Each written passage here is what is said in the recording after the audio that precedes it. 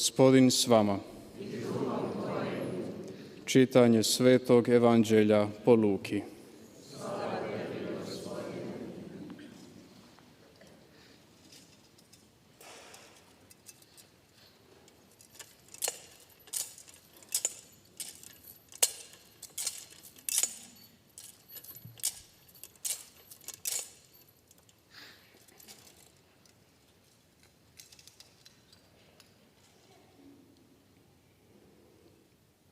Kad se po Mojsijevu zakonu navršiše dani njihova čišćenja, poniješe Isusa u Jeruzalem da ga prikažu Gospodinu, kao što piše u zakonu Gospodnje.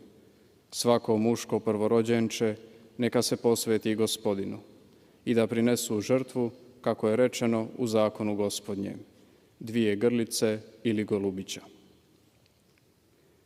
Živio tada u Jeruzalemu čovjek po imenu Šimun.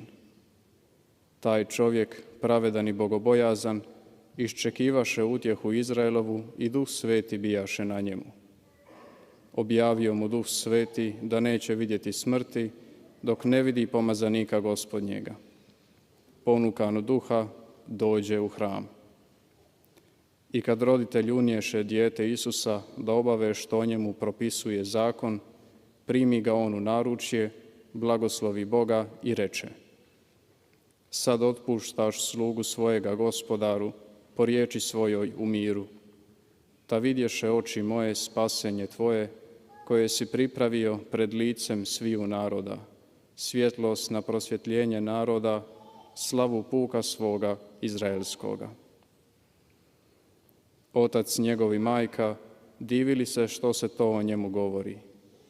Šimun ih blagoslovi i reče Mariji, majci njegovoj: Ovaj je evo postavljen na propast i uzdignuće mnogima u Izraelu i za znak osporavan, a i tebi će samoj mač probosti dušu, da se razotkriju namisli mnogih srdaca.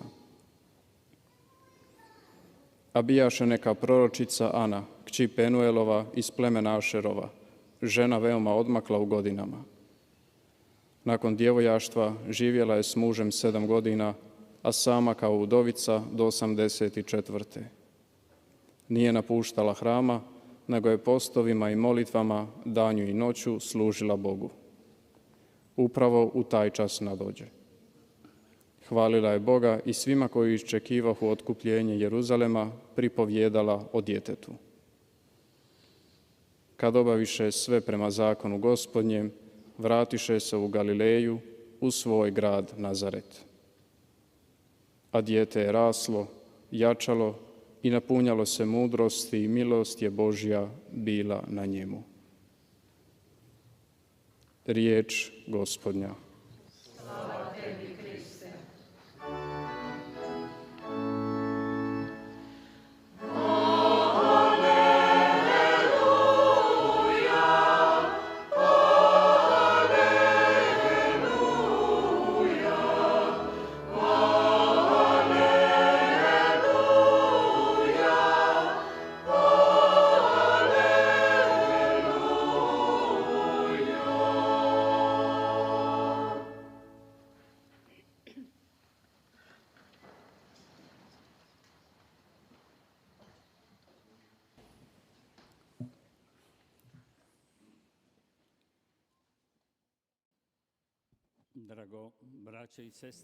사랑하는 형제 자매 여러분, 오늘은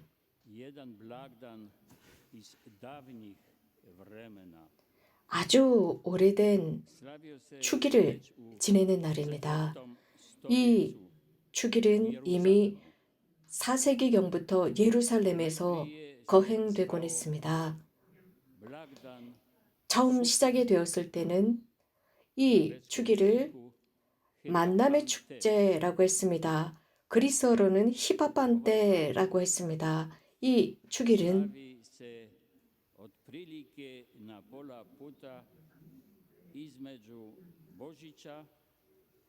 성탄과 부활 중간쯤에 있는 축일로서 이 히바반테라고 하는 축일은 가교 역할을 하면서 한 사건을 기억시킵니다. 즉 주님의 탄생과 관계된 축제일입니다. 이러한 주님의 탄생이라는 사건은 이미 말라기야 예언자가 구약에서 언급했습니다. 너희가 찾던 주님 그가 호련히 자기 성전으로 오리라. 너희가 좋아하는 계약의 사자 보라 그가 온다. 만군의 주님께서 말씀하신다 라고 예언했습니다.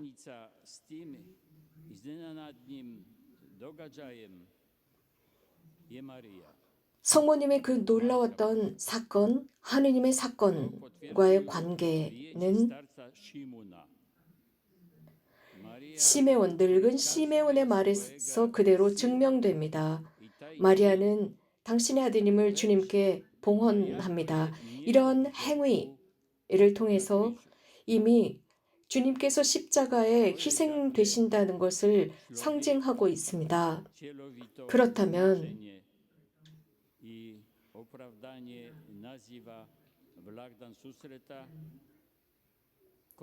오늘 우리가 지내고 있는 이 축일, 만남의 축일이라고 했는데 히바반데라고 했습니다. 그럼 이 축일은 어떤 의미를 지닐까요? 만남이라고 했습니다. 신성의 하느님의 아기, 신성을 지닌 아기와 시메온과의 만남입니다. 즉 구약과 신약의 만남을 의미하고 있습니다. 예언과 그 예언의 완성에 만나는 날입니다. 하느님과 당신의 백성과 만나는 날입니다. 이러한 만남은 또 다른 상징적인 방법으로 예라는 대답이었습니다. 곧 하느님께서 인류를 당신 품에 안으시는 행위입니다. 당신의 품으로부터 떠났던 그 인류를 끌어안으십니다. 그래서 천국이라는 천국의 성지에서 우리를 끌어안아 주십니다. 주님을 봉헌한 이 행위는 예루살렘 성전에서 이루어졌습니다. 예루살렘 성전이라는 장소는 거룩한 곳 중에 거룩한 곳입니다. 성전 장막이 있는 곳입니다. 계약의 궤가 모셔져 있는 곳입니다. 거기에는 계약의 궤, 그 속에는 모세가 받은 10계명이 있는 10계명의 돌판이 모셔져 있는 곳입니다. 이러한 모든 것은 하느님의 즉 당신 백성 가운데 계시는 하느님의 현존을 의미하는 곳입니다. 그런데 하느님 신성의 아기 예수 그리스도께서 이러한 모든 환경 분위기를 완전히 바꾸어 놓습니다. 그분 자체, 말씀 자체가 성전이었습니다. 그분의 성체와 그분의 영혼과 정신 그 자체는 바로 하느님의 현존 자체였습니다. 즉 최고의 거룩함 자체셨습니다. 예수 그리스도께서 성전에서 사람들이 그분을 알아봅니다. 그래서 사람들 사이에 계시는 하느님의 모습이 극명히 드러나는 순간입니다. 형제자매 여러분, 우리가 지극히 거룩한 성체를 흠숭하러 모일 때 우리는 하느님 그 자체, 그분 앞에 가서 흠숭하는 것입니다. 그분의 성체를 흠숭하는 것이고 그분의 신성과 그분의 영혼 전체를 흠숭하는 것, 그것을 넘어서서 우리는 그분처럼 되라고, 하느님의 성전이 되라고 초대받는 것입니다. 사도 바오로는 우리에게 아주 엄격하게 이렇게 경고합니다. 여러분 자신이 하느님의 성전이라는 것을 모르십니까? 하느님의 성령께서 자기 안에 살아계신다는 것을 모르십니까? 누구든지 하느님의 성전을 파괴하면 하느님께서도 그 사람을 멸망시키실 것입니다. 하느님 성전은 거룩하며 여러분 자신이 바로 하느님 성전이다 라고 하셨습니다. 이미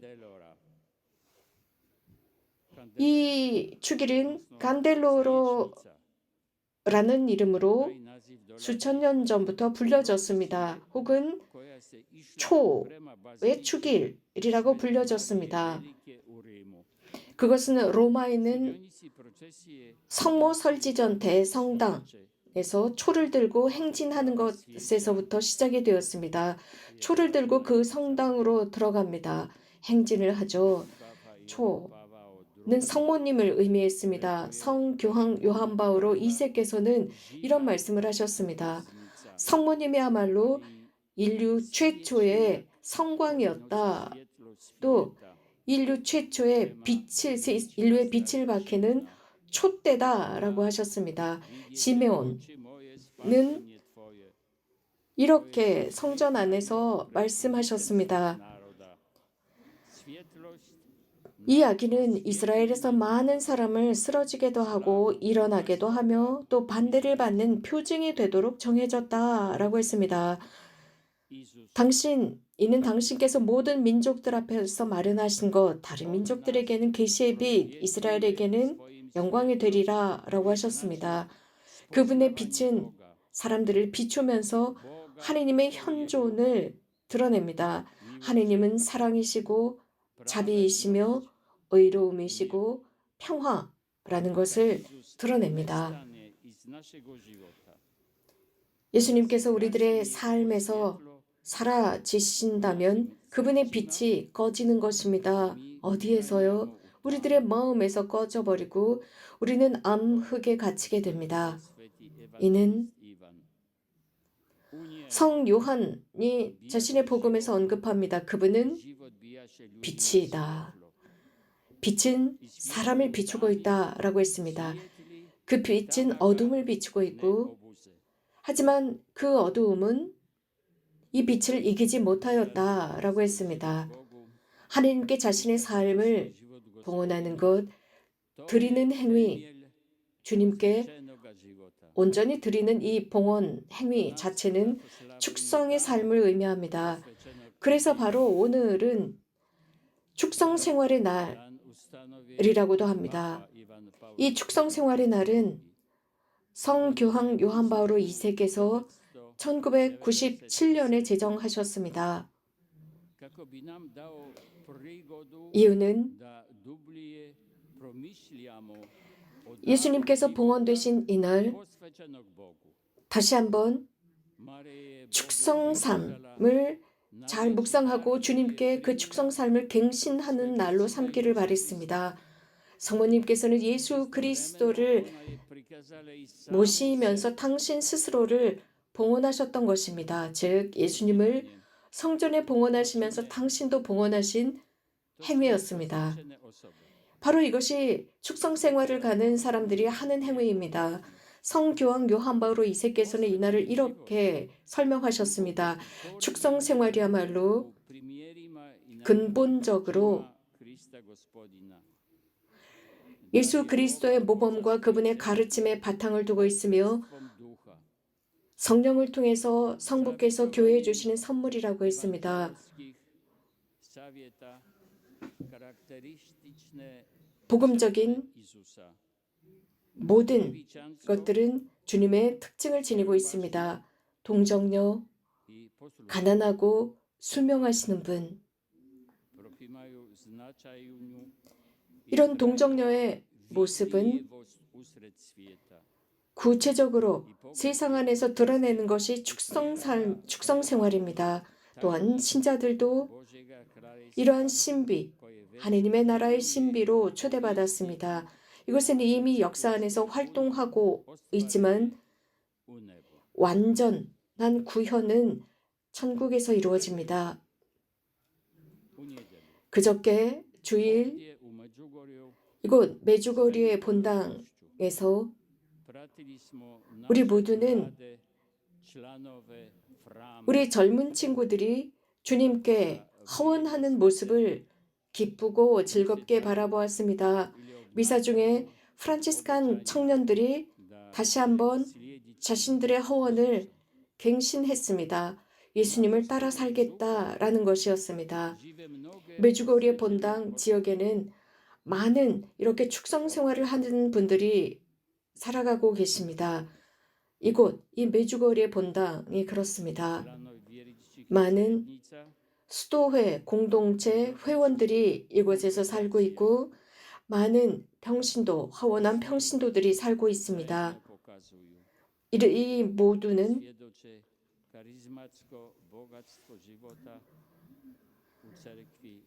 교회의 삶에 풍요한 카리스마를 보여주고 있으며 예수님과 함께 사는 모습을 다양하게 보여주고 있고 예수님을 위해서 예수님 안에서 세상에 빛이 되면서 살아가는 모습을 보여주고 있습니다. 하느님의 아드님, 성모님의 아드님의 모습을 보이고 있습니다. 아멘.